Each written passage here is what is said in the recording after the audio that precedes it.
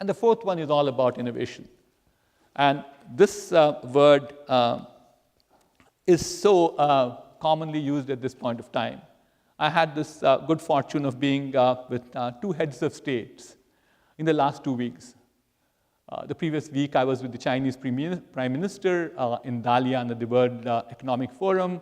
And as recent as last evening, I was with David Cameron in London at a global investor meet. And all of them talk about one thing, and that is it's not innovation with any small community. It has to be innovation at a country level. They think it's the innovation which will drive the new generation of job creation. I think there are a fairly good number of examples of how job creation would happen too. But that is how companies will also sustain themselves. If you're looking at why I gave those two examples are, if countries are existing at this point of time, countries are focusing towards innovation, you could well imagine how imperative it is for companies to focus on innovation. And what we have seen at Cyient happening at this point of time, we innovated business processes as a part of our GIS. We had innovation in terms of our business models.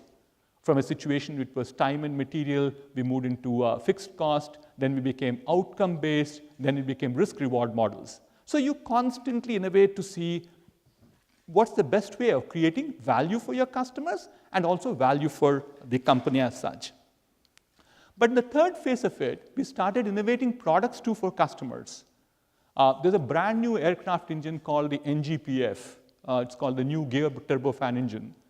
Time magazine rated them as the 10 best innovations in the world in 2010 for the last decade. And what is it? It's a simple phenomenon. Some of you are aerospace engineers or mechanical engineers.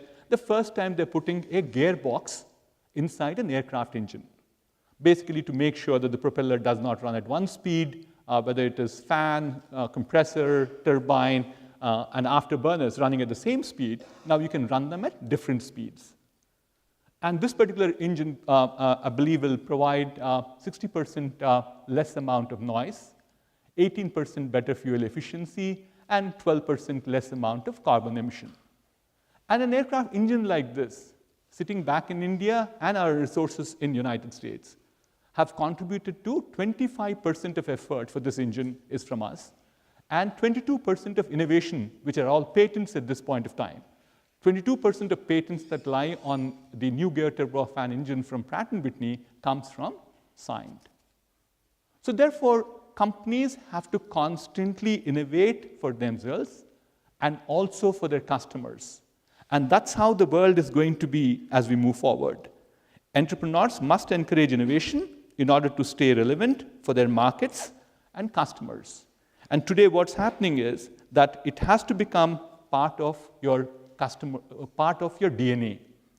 I believe the story number 3 where I talked about customers, I think the DNA change, personally I feel delighted about it, is that I brought about a change in the DNA of a company to say how quality was important.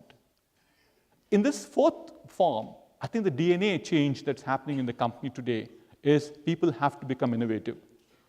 How do people become innovative? Is basically by making sure, question the status quo. Start taking risks. Be persistent. Work in teams. Be open about it. If you have these 5 characteristics, which I keep repeating like a parrot, it is now a culture of innovation which will come into organizations.